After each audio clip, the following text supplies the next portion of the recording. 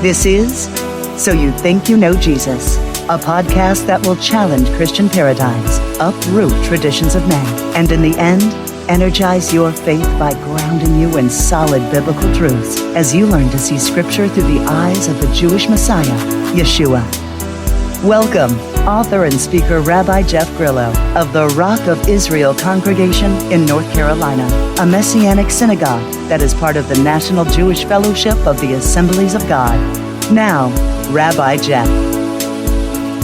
All right. Shalom, and welcome to another episode of So You Think You Know Jesus, podcast that is an outreach of the Rock of Israel Congregation in Hickory, North Carolina, where I am blessed beyond measure to be serving there as the rabbi, and it's a pleasure to be here to serve you today. So, I think this is episode 20 now. It's kind of a milestone, so whoop, whoop. Yeah, we're going to be looking at something that is literally, we're going to call this the heart of God. And it's something that Christians really, by and large, unless they're kind of already on to the Messianic path of doing things and have interest in the Jewish roots, those folks probably know about this. And the rest of what I like to call the church at large, they really have no idea. And it's really a valuable tool. And I know this podcast is called So You Think You Know Jesus, right? So thus far, it's been all about him. And this is going to be about him in a bit of an indirect way. And I'm thinking about the coming episodes, maybe, possibly, no guarantee, you'll have to tune in next week to find out. But I'm thinking of kind of elaborating on what we'll be talking about here today, just so you can catch the magnitude of how deep and awesome this is. So what am I talking about? What is the heart of God? In order for me to tell you about that, I first have to tell you about something called the parashah. It's the Hebrew word that literally means portion.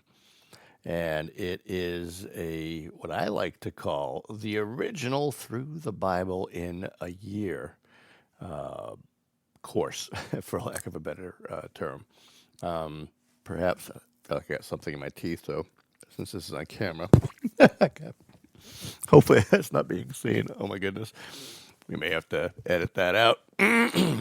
But anyway, I digress. So the Torah portion is, again, the original through the Bible in a year. It's Genesis, Exodus, Leviticus, Numbers, and Deuteronomy, the first 5 books of our Bible, of first 5 of the Tanakh, which is what the Jews call, what Christians call the Old Testament. They call the Tanakh. And it's basically a system of reading through the entire Torah from Genesis 1 all the way through the end of the book of Deuteronomy in a systematic way that is not at all willy-nilly, that somebody just concocted away a reading plan and said there's this many days in a year and we have to divide up this many chapters by that, and thus we have a reading plan. It's not like that at all. These are divinely inspired, and you will see that in the coming weeks when I start to explain and unfold for you how they are divinely inspired and how they line up with things that are very important.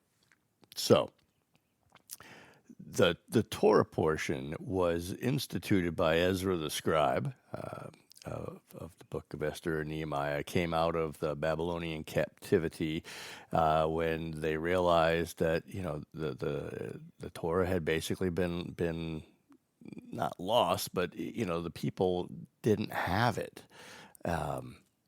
and when they heard it, when they set up the bema, the pulpit, if you will, and they began to read the Torah scrolls, the people stood and they wept. So realizing how incredibly important Torah is in the daily life of believers, and it should be a daily part of all of our lives, even as if you call yourself Christian or you call yourself Messianic, we're really all part of the same family, and it's something that we should incorporate into our daily lives.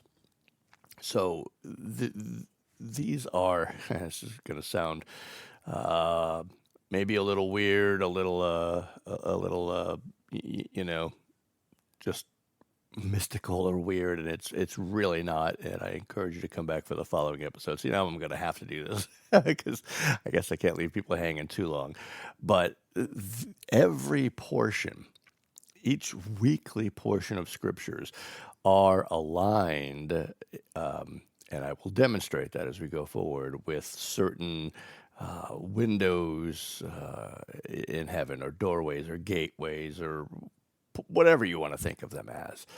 These certain connection points with heaven, with Shemaim, right?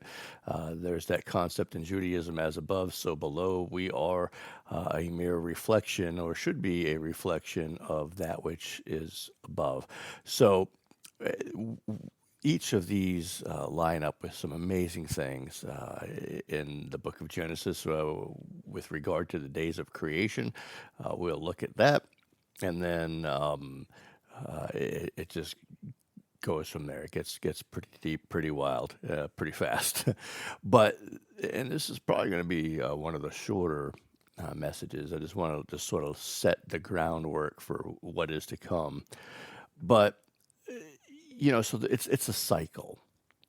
Every year, after the High Holy Days conclude, they begin reading the Torah again from the beginning. It's a day called Simchat Torah, the joy of Torah, and it begins again. And then all year long, we read it. And part of the thing that's pretty cool, pretty amazing, is that because it's a known thing in Judaism, and again in Messianic circles, that no matter where you are in the world, whether you're in Israel, or you're in Canada, or Mexico, or Peru, or Johannesburg, South Africa, it doesn't matter where you are. If you're a Jew or if you're Messianic, you may not know anybody where you are, where you're traveling or visiting or working. But if you happened upon a fellow believer, again, whether it's a Messianic believer or a follower of Judaism, you automatically have something in common. You automatically have something to talk about. Why? Because everyone is studying the same portion, or should be, right? And that's the idea. That's the plan. And I'll just narrow this to the body of Messiah. How wonderful it would be if all of us, not just the Messianic community, but again, the Christian church at large, kind of caught on to this. Talk about being echad, being one, all right? Because he wants us to be echad, just as he and the Father are echad. And because we are one body.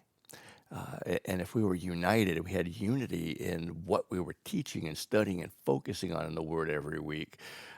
Not that pastors and rabbis can't or don't teach other things. It's again, it's just something that is done.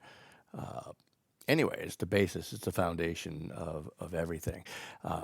So as we go through this cycle, it's a benefit, it's a blessing not only to us as individuals, but to the body as a whole. Because again, when we meet, when we come together, we have something in common, even if we've never met. We have that week's, that day's portion to talk about. Now, here's something that's interesting. So, the very last word in the Torah, the very last word in Deuteronomy is Yisrael, Israel. And the very first word of Genesis is Bereshit, means in the beginning. The very last letter of the last word, Yisrael, that L sound is coming from the Hebrew letter Lamed. And the B sound in Bereshit is a bait. Okay, it's the second letter in the Hebrew alphabet. Together, Lamed bait spell a word. The word is leb, and it means heart. So, coincidence? I don't know, you decide. But I find beauty in this, and I think most believers who understand how this all works see the beauty in it as well. That because it's circular, it's cyclical, it's a never-ending thing. You finish the Torah and you get right back to the beginning, and heaven forbid you think, oh, that's boring. Why read the same thing every year? Oh, no, the word is alive and sharper than any two-edged sword. It is deeper beyond comprehension. I've been a rabbi for, I don't even know, like 13, 14 years now, whatever it's been.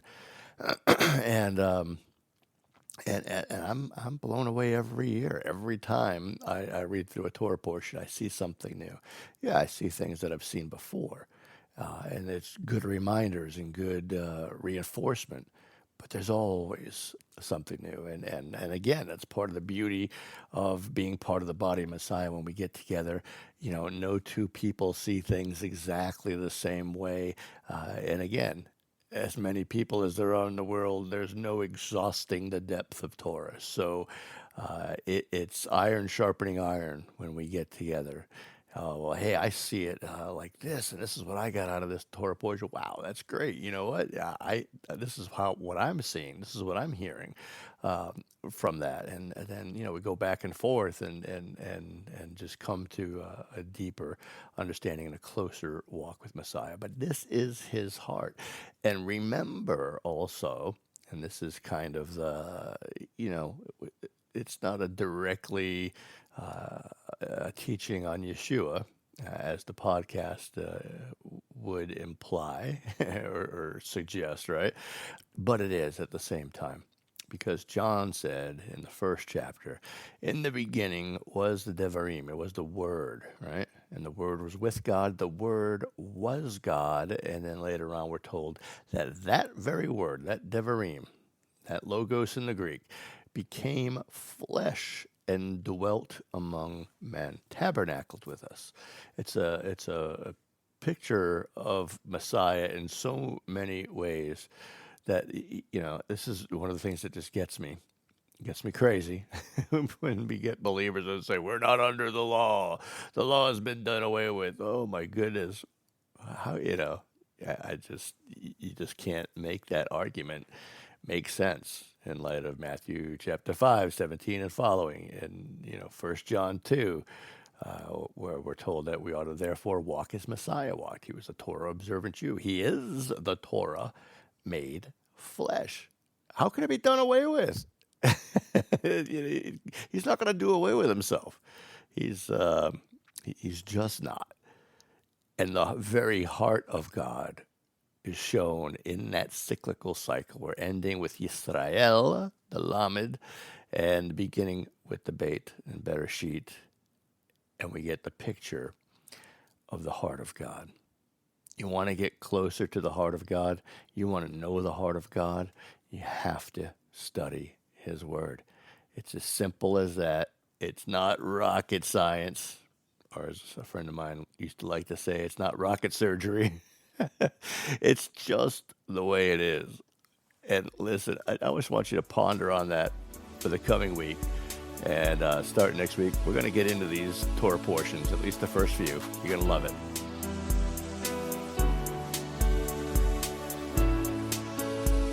Thanks for learning with us today. For more information and resources, or to invite Rabbi Jeff to speak at your church or next event, call 1-828-201-2883. Once again, that's 1-828-201-2883. Or visit myroic.org. That's myroic.org. Shalom.